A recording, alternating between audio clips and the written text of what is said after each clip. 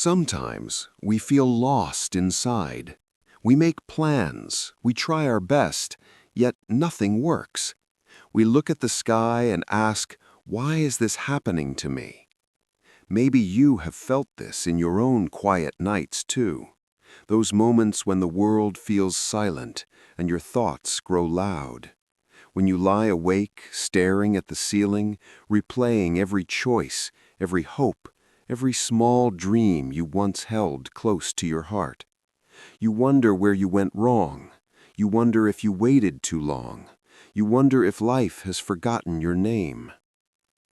Let me share a simple tale where a closed road became a quiet blessing. Once upon a time, in a small village between low hills, there lived a young man named Eli. The village was simple, with narrow paths of dry earth, low stone houses, and fields that changed color with the seasons. The people woke with the sun and slept when the oil lamps burned low. Eli was strong and quick with his hands. From a young age he worked in the fields, carried water from the well, and helped mend broken tools. His back was firm, his steps were fast, and his eyes were always looking beyond the hills. Eli dreamed of leaving the village one day. He wanted to travel with rich traders, see far lands, and return home with bags full of gold. He imagined cities with tall walls, wide markets filled with colors and voices, and roads that stretched farther than the eye could see. In his mind, the world beyond the hills was wide and full of promise. Every night he sat by a small oil lamp and drew his plans in the dust on the floor. Lines became roads, small stones became towns. "This is the road I will take," he whispered. "I will follow this path, and my life will change." In those quiet moments, his heart burned with hope. He believed that one clear plan was all he needed to escape his small life. One early morning, before the birds had finished their first songs, Eli packed some bread, water, and a little bundle of clothes. His mother gave him a rough cloak and said, "May God keep you safe, my son." Her hands trembled slightly as she tied the knot of the cloak. Eli smiled and walked toward the main road. His steps were light and his heart felt full. But as he reached the river outside the village, he saw that the old wooden bridge had broken in the night. Strong water rushed past, carrying pieces of wood away like broken dreams. The river roared, wide and fast, with no safe way across. He stood there with his bundle in his hand. His chest felt heavy. "How can this happen today?" he said. The day he had chosen for his new life had been closed before it even began. Workers from the village came and shook their heads. The bridge would take many days to fix, they said. Eli watched the broken wood spin in the water, feeling something twist inside him. Then he turned and walked home slowly. That night he lay awake, staring into the dark. "God knows I want a better life," he thought. "Why is the way closed?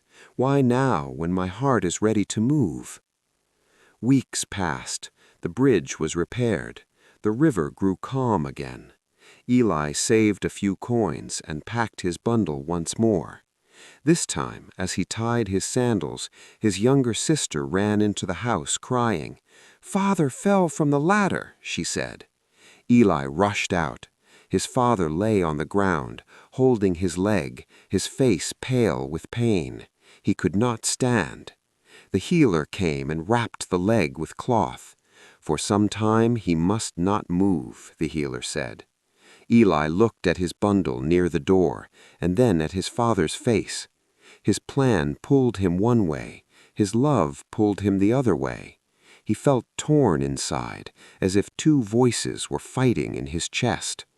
After a long breath, he went to the door, untied the bundle, and put everything back in its place. Day after day, he stayed home.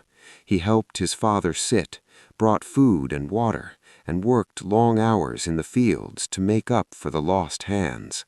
At night, he sat under the same small lamp. No plans were drawn in the dust now, only his silent thoughts spoke. "First the bridge," he murmured. "Now, Father, maybe heaven is against me. Maybe the world does not want me to rise." Months later, his father walked again with a stick. Hope returned to Eli. "I will try again," he told himself. A caravan was to pass near the village. Eli heard that one trader needed a strong helper. He would choose someone when he reached the crossroads, people said. Eli's heart burned with new fire. This is my chance. But on the morning he prepared to leave, he found his only donkey lying in the yard, its legs stiff and swollen. Eli knelt beside it, shaking. He had no other way to reach the crossroads in time. He pressed his forehead to the donkey's side. "Why, God," he whispered, "why do you close every door I try to open? Do you not see my work, my wish, my pain?" He felt small and alone. His dream seemed very far, like a star hidden behind a cloud. When the sun rose higher, Eli walked out to the fields just to move his body. He did not know what else to do with the weight inside him. Near the edge of the field, an old woman was bending over the soil. Her name was Dara.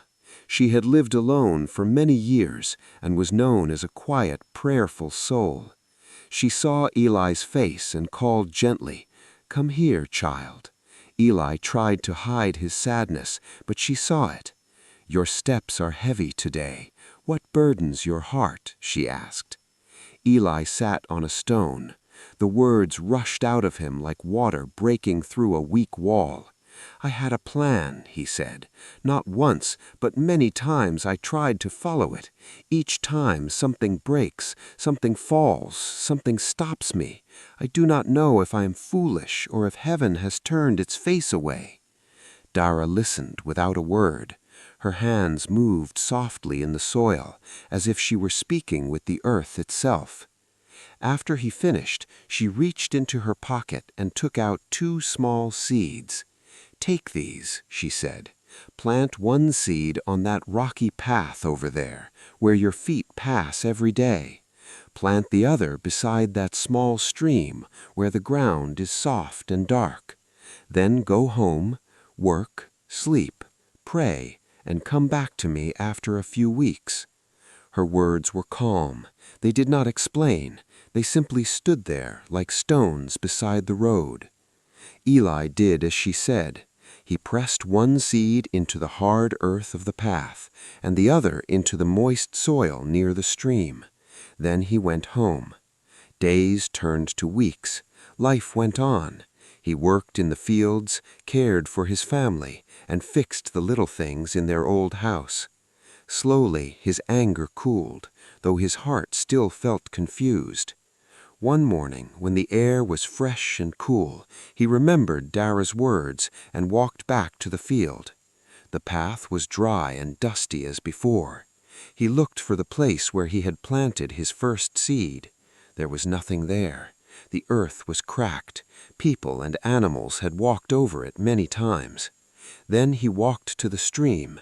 There, where his second seed had gone into the earth, a small green plant stood.